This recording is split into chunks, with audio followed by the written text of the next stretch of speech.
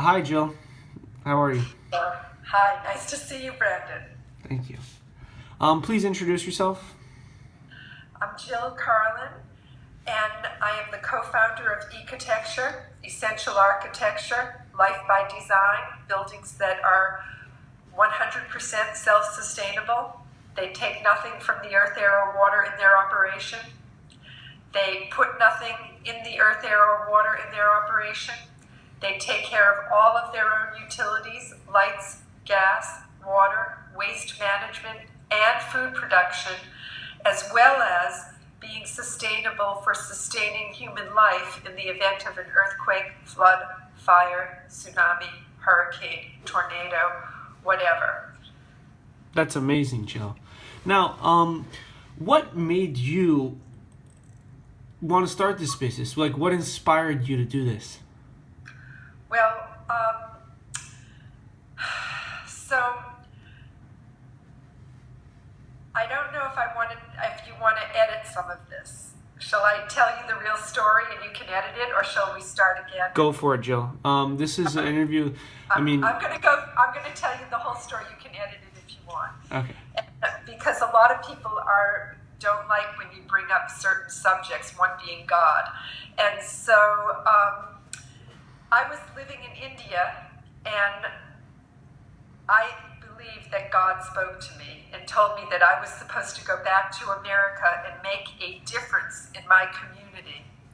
And when I came back to America 3 months later, I met my husband, Lee Porter Butler, the father of environmental architecture, who had invented the gravity geothermal envelope, who was world-renowned for his invention of how to heat and cool houses without using fossil fuels. And his mission was ecotecture. It wasn't called ecotecture at the time.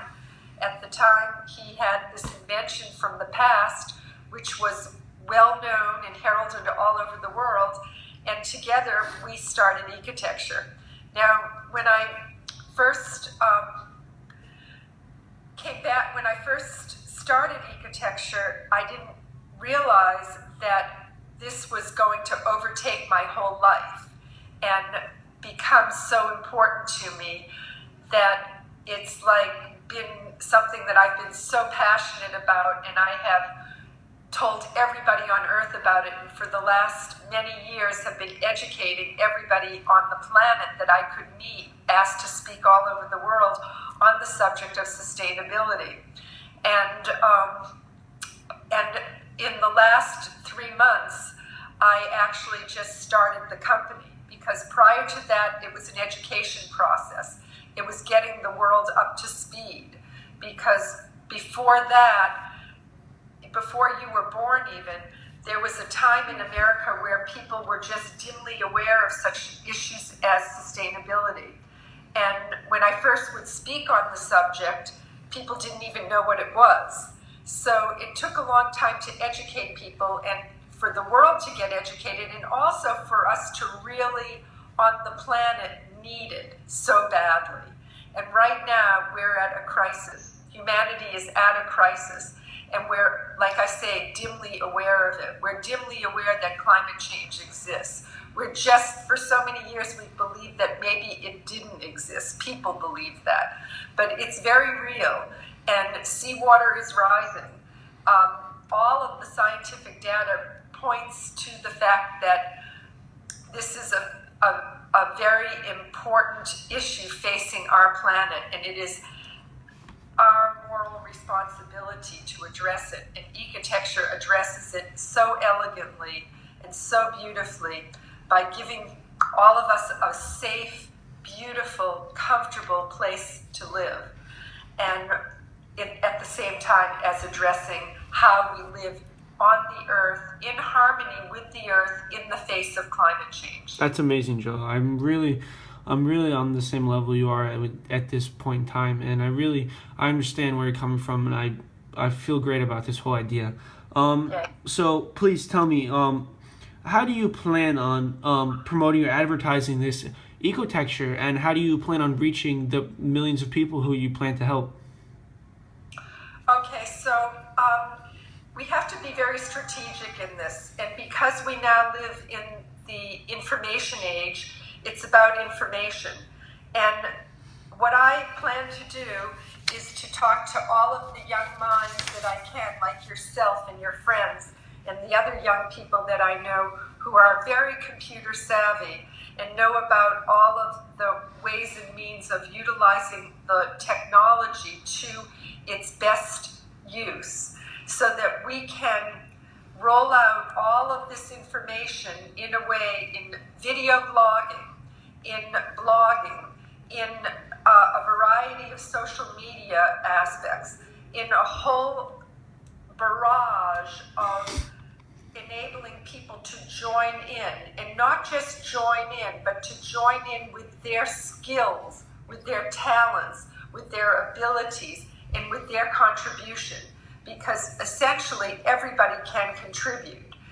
We can get people from wherever, however, all over the world to contribute with their wherewithal, with their knowledge, and bring that knowledge all to Ecotecture to bear on what it is that we are doing in the buildings that we are building, and enable them to participate.